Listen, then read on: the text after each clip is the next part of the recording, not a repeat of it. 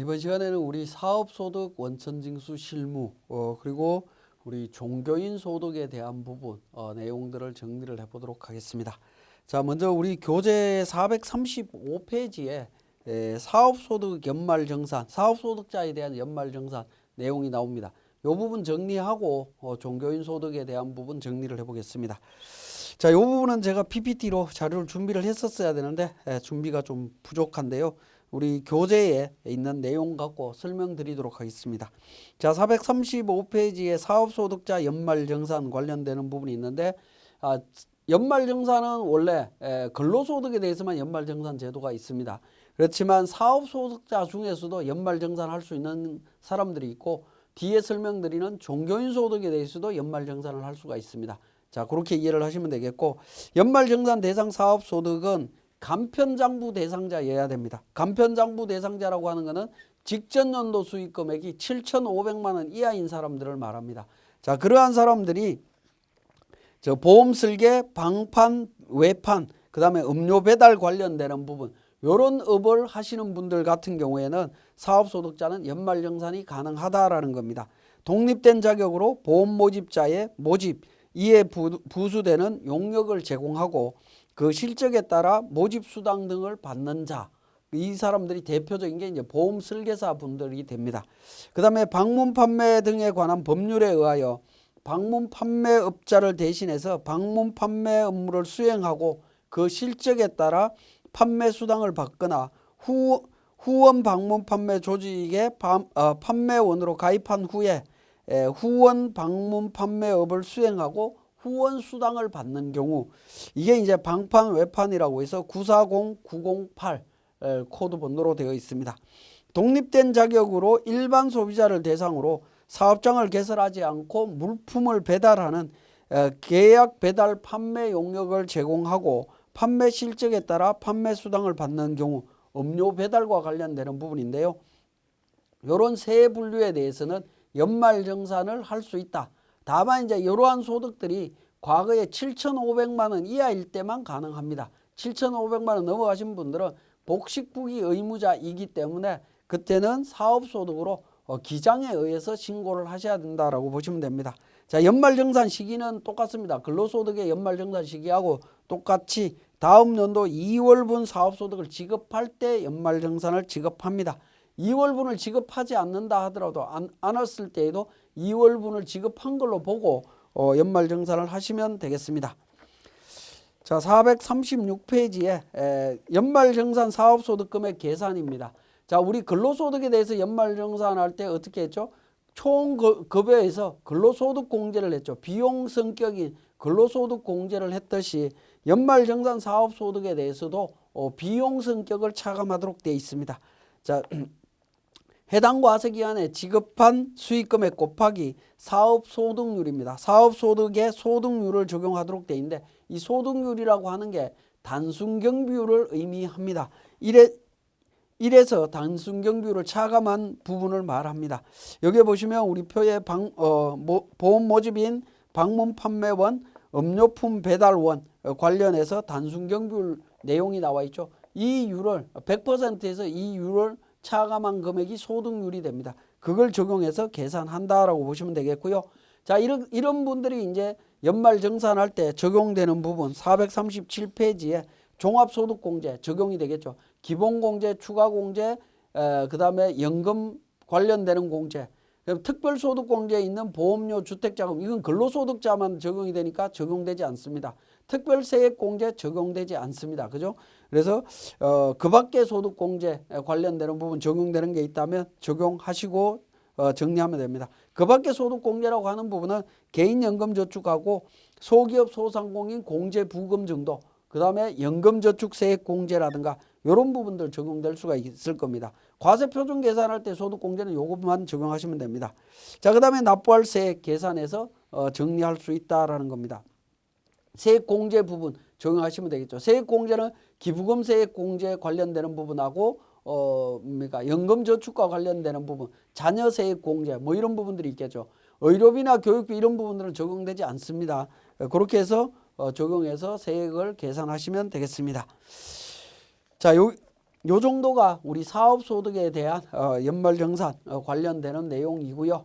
자, 우리 파트 6의 이자 배당 기타 소득에 대한 원천징수 실무 부분에 있어서 우리 종교인 소득에 대한 부분 정리하도록 하겠습니다. 종교인 소득이라고 하는 부분은 종교 관련 종사자가 종교의식을 집행하는 등 종교 관련 종사자로서의 활동과 관련해서 종교단체로부터 받는 소득을 말합니다. 종교단체로부터 받는 소득을 종교인 소득이라고 해서 과세를 한다라는 겁니다. 그러면 종교인 소득은 어떻게 되느냐? 종교인 소득은 원칙은 기타 소득입니다. 기타 소득이다라는 겁니다. 기타 소득으로 우리는 과세하기로 정리를 했습니다. 근데 아주 특이한 케이스입니다. 우리가 근로소득이면 근로소득으로 모든 게 다 정리가 되는 거고 기타 소득이면 기타 소득으로 정리가 돼야 됩니다. 사업소득은 사업소득으로서 세금을 계산을 해야 되는 부분인데 종교인 소득에 대해서만큼은 기타 소득으로 보긴 하겠지만 예외적으로 근로소득으로 원천징수하거나 과세표준 확정 신고한 경우 근로소득으로 분류할 수 있다라는 겁니다. 자, 근로소득으로 원천징수하거나 과세표준 확정 신고할 때 나는 기타 소득이 불리한 것 같아. 근로소득으로 할 거야 라고 해서 근로소득으로 분류하면 근로소득이 될 수도 있다라는 겁니다. 세법에서는 기타 소득이다 라고 이야기를 했지만 납세 의무자가 또는 원천징수 의무자가 기타 소득이든 근로소득이든 선택해서 적용할 수 있도록 규정을 하고 있습니다. 자, 과세 체계를 보면 매월 또는 반기별로 기타 소득 또는 근로소득으로 원천징수하는 경우에는 간이세액표에 의해서 원천징수합니다. 자, 종교단체가 원천징수를 해야 되겠죠. 방법이 되겠습니다. 기타 소득으로 매월 또는 반기별로 원천징수할 때는 과세 기간 동안 기타 소득으로 보고 원천징수를 하시면 됩니다. 근데 근로소득으로 보고 원천징수를 하면 근로소득으로 보고 원천징수를 하시면 됩니다. 근데 과세 중간에 기타 소득, 근로소득 이렇게 왔다 갔다 할 수 있느냐라는 건데 그렇게 처리를 하게 되면 사후관리가 굉장히 복잡해집니다. 그거는 안 된다라고 보시면 됩니다. 과세 기간 동안 전체 기타 소득 또는 근로소득으로 선택해서 처리를 하시면 됩니다. 종교단체가 원천징수한 경우에 연말정산할 수 있느냐라는 부분인데요. 근로소득으로 원천징수했다면 다음 연도 2월 말까지 연말정산 시행하시면 됩니다. 시행하시면 되고요. 기타 소득은 선택사항입니다. 2월 달에 연말정산 방식으로 정리할 수도 있고요. 안 할 수도 있습니다. 미선택 시에는 종합소득 확정신고 의무가 발생된다. 연말정산을 하게 되면 다른 소득이 없는 한 그걸로 납세 의무가 종결이 됩니다. 근로소득자 같은 경우에 연말정산했을 때 모든 게 다 종료되듯이 마찬가지 개념이라고 이해를 하시면 됩니다. 근데 기타 소득일 때는 선택사항이다라는 거 기억을 하시고요. 자, 종교단체가 우리가 회사에서 직원들한테 월급을 줄 때는 반드시 월급에 대해서 간이세액표에 의해서 원천징수를 해야 됩니다. 원천징수 의무가 있습니다. 근데 종교인 소득에 대해서는 원천징수를 안 할 수도 있다라는 겁니다. 원천징수를 안 하면 다음 해 5월 말까지 종합소득세 과세표준 신고를 하면 됩니다. 자, 종교단체 원천징수 의무자고요. 종교인 소득자가 이 부분을 신청하지 않으면 원천징수하지 않으면 종교인 소득은 기타 소득 또는 근로소득으로 선택해서 종교인이 스스로 신청하시면 됩니다. 스스로 신고를 하실 수 있다라는 겁니다. 자, 종교단체의 원천징수 방법에 따라 종교인 소득자의 종합소득 과세표준 신고 방법이 어떻게 되느냐 하는 겁니다. 종교단체가 기타 소득으로 원천징수하고 연말정산했다. 또는 근로소득으로 원천징수하고 연말정산했다. 또는 기타 소득으로 원천징수를 했는데 연말정산은 안 했다. 뭐 이런 경우가 있을 수 있겠죠. 그러니까 종교단체가 어떤 소득으로 원천징수를 했느냐 이건 신경 쓰지 않습니다. 기타 소득으로 했든 근로소득으로 했든 5월 달에 종합소득세 신고할 때 소득의 원천징수 시 적용한 소득의 종류와 상관없이 종교인 소득자가 기타 소득 또는 근로소득으로 변경해서 신고할 수 있다는 겁니다. 종교인은 변경해서 종합소득세 신고를 다시 할 수 있습니다.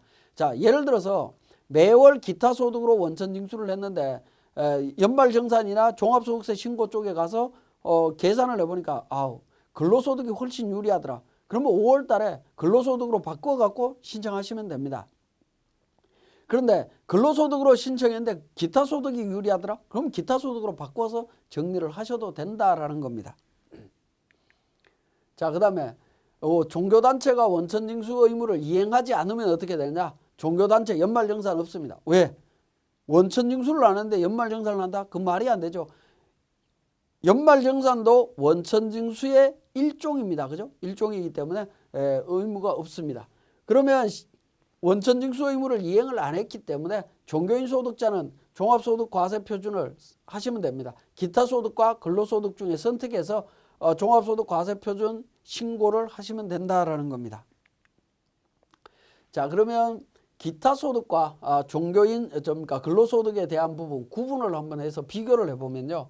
자, 먼저 종교인의 기타 소득입니다. 과세소득은 종교활동과 관련하여 소속된 종교단체로부터 받는 소득입니다. 자, 비과세는 학자금, 식사대 관련되는 부분, 실비 변상적 급여, 종교활동비 포함되는 부분이고요. 출산보육수당, 사택제공비 이런 부분들이 비과세됩니다. 자, 요 항목들은 들어보시면 어떻죠? 근로소득에서 비과세되는 항목하고 거의 동일하다라고 보시면 됩니다. 그 다음 필요경비가 되겠습니다. 2천만 원 이하는 80% 비용 인정해 줍니다. 4천만 원 이하는 50%, 6천만 원 이하 30%, 6천만 원 초과 20% 해서 필요경비 비용 인정받을 수 있고요. 그래서 과세소득에서 비과세소득 차감하고 필요경비 차감해서 나온 금액에서 소득공제, 기본공제, 추가공제, 연금보험료, 그러니까 그 다음에 중소기업 투자조합에 출자한 부분에 대한 소득공제, 개인연금저축 소득공제 이런 부분들 적용받으시면 됩니다. 그 다음에 세액공제, 그러니까 과세표준 계산한 다음에 산출세액 계산하고 세액공제 들어갑니다. 자녀세액공제, 기부금공제, 외국납부, 연금계좌 세액공제 관련되는 부분 적용할 수 있습니다. 그죠? 적용할 수 있습니다. 자, 기부금 관련되는 부분, 자녀세액공제 이런 부분 적용되는데 의료비나 교육비, 보험료 이 부분 적용 안 된다라는 거죠. 왜 안 되죠? 근로소득이 아니기 때문에 그렇습니다. 적용 안 됩니다. 자, 그러면 이제 근로소득으로 보게 되면 어떻게 되느냐? 종교활동과 관련해서 소속된 종교단체로 받는 소득을 과세소득으로 하되 근로소득의 비과세 규정 그대로 적용합니다. 동일하다라고 보시면 됩니다. 그래서 근로소득 공제 들어갑니다. 70%부터 2% 공제 들어가고요. 소득공제는 기타 소득일 때 적용받았던 거 그대로 다 적용받으면서 특별소득공제, 건강보험료나 주택자금공제 관련되는 부분 있죠. 적용받을 수 있고 신용카드 적용받을 수 있고요. 그죠? 장기 펀드 저축에 그러니까 그것도 적용받을 수 있습니다. 그 다음에 세액공제도 표준세액공제 13만 원이 적용되면서 월세, 의료비, 교육비, 보험료, 근로소득세액공제까지 적용받을 수 있습니다. 그러니까 근로소득이 유리한지 기타 소득이 유리한지 단정적으로 어느 쪽이 유리하다라고 이야기하기 어렵지만 그 부분을 비교해서 유리한 쪽으로 선택하시면 됩니다. 종교인 소득과 근로소득의 과세 체계를 비교를 해보면 자, 쭉 말씀드렸던 게 거의 대부분인데 수익금액 부분에서 종교인 소득, 기타 소득일 때는 총 수익금액, 근로소득일 때는 총 급여액이라고 이야기를 합니다. 필요경비는 근로소득 공제와 필요경비가 있었죠. 필요경비가 아까 80%부터 순서대로 이렇게 적용되는 부분이 있었죠. 여기에서 약간 차이가 있습니다. 소득금액이 계산이 될 거고 소득공제 들어가게 되면 인적공제, 국민연금, 특별공제, 조세특례제한법 관련되는 부분인데 기타 소득일 때는 인적공제와 국민연금까지만 적용이 됩니다.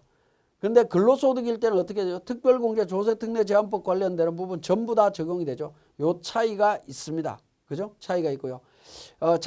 창업투자조합 관련되는 부분, 개인연금저축 관련되는 부분은 양쪽 다 적용이 됩니다. 그래서 서로 적용되는 거의 차이를 한번 보시면 되겠고요. 자, 그 다음에 과세표준 계산에서 6에서 45%까지 세율 적용하고요. 자, 세액공제로 들어갑니다. 근로소득 세액공제, 기타 소득인 경우에는 적용이 안 되지만 근로소득일 때는 적용이 됩니다. 그 다음에 자녀세액공제, 연금계좌세액공제 양쪽 다 적용이 되고요. 특별세액공제 관련되는 부분 요거는 근로소득자만 적용이 되기 때문에 기타 소득은 적용되지 않습니다. 기부금과 관련되는 부분은 당연히 적용이 되는 부분이고요.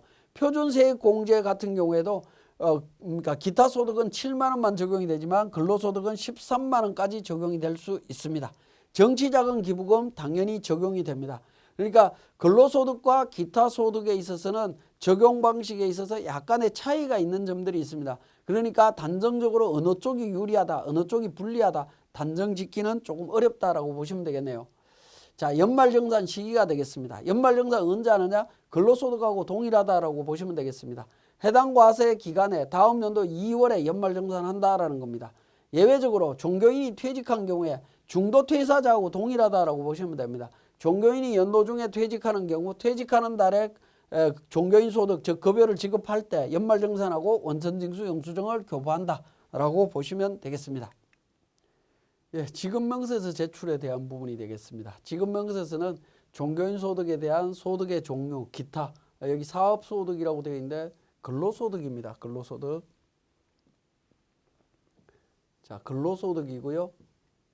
근로소득과 연말정산 이행 여부에 따라 제출해야 되는 지급명세서 서식이 다르다라는 겁니다. 자, 근로소득이면 근로소득으로, 기타소득이면 기타소득으로 지급명세서를 제출하시면 되는데 그게 종교인 소득에 대해서는 좀 특이하기 때문에 앞에서 근로소득일 수도 있고 기타소득일 수 있다라고 말씀을 드렸고 그 다음에 원천징수를 할 수도 있고 안 할 수도 있다라고 말씀을 드렸죠. 거기에 따라서 다르다라는 겁니다. 자, 보시면 기타소득의 경우에 연말정산을 했다라고 하면 종교인 소득 지급명세서 연말정산용이 있습니다. 요걸 제출하는 거고요. 연말정산을 하지 않았다라고 하면 기타소득 지급명세서라고 해서 연간지급 합계표 일반적인 기타소득하고 같이 제출을 하시면 된다라고 보시면 돼요. 자, 그 다음에 근로소득 연말정산과 관련되는 부분은 근로소득 지급명세서로 제출을 하시면 됩니다. 자, 그러면 이 지급명세서 언제까지 제출할 거냐? 근로소득은 기본적으로 우리 언제까지 제출하죠? 3월 10날까지 제출을 했었죠. 3월 10날까지 제출하시면 되겠고 기타소득은 원칙적으로 언제까지 제출합니까? 원래는 2월 말일까지 제출을 합니다. 2월 말일까지 제출을 하는데 종교인 소득에 대해서는 3월 10일까지 제출하도록 되어 있습니다. 왜냐하면 일부가 연말정산, 일부가 연말정산 안 되는 부분이 있기 때문에 연말정산하는 부분들은 종교인 소득처럼 연말정산하는 경우에는 3월 10날까지고요. 다른 연말정산, 여기에서 연말정산 한 거 안 한 거 따지는 것이 아니라 종교인 소득은 무조건 3월 10날까지고 나머지 일반적인 경우에는 원래는 2월 말일까지 제출하는 거였다라는 겁니다. 이것처럼 우리 지급명세서가 2월 말까지 내는 거, 3월 10일까지 내는 거 이렇게 구분되어 있는데 이걸 좀 통일시킬 필요는 있습니다. 납세자 입장에서는 굉장히 혼란스러운 부분이기 때문에 차라리 전부 다 2월 말이면 말 아니면 3월 10일이면 전부 다 3월 10일로 제출하는 게 오히려 맞지 않을까 하는 생각은 듭니다. 자, 지급명세서 미제출 가산세에 관련되는 부분인데요.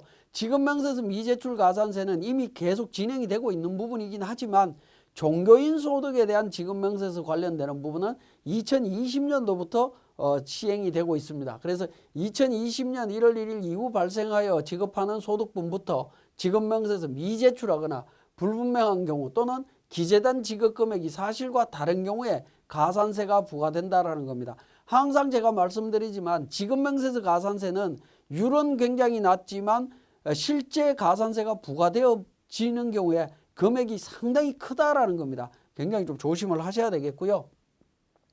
자, 가산세는 미제출 금액 또는 불분명한 금액의 가산세율이 1%입니다. 1%고 제출기한 경과 후 3개월 이내에 제출하는 경우에는 0.5%입니다. 지금처럼 이제 가산세율이 낮게 보이지만 이 부분이 실제 적용이 되게 되면 한 사람의 연봉 그리고 회사 전체의 그러니까 급여 기준으로 가산세가 부과될 수 있기 때문에 부과되면 굉장히 큰 금액이 나옵니다. 그렇기 때문에 지급명세서 미제출 가산세 적용되지 않도록 날짜 잘 확인하셔서 제출하시면 되겠습니다. 자, 지금까지 우리 사업소득 연말정산과 관련되는 부분과 종교인 소득에 대한 부분을 간략하게 정리했습니다.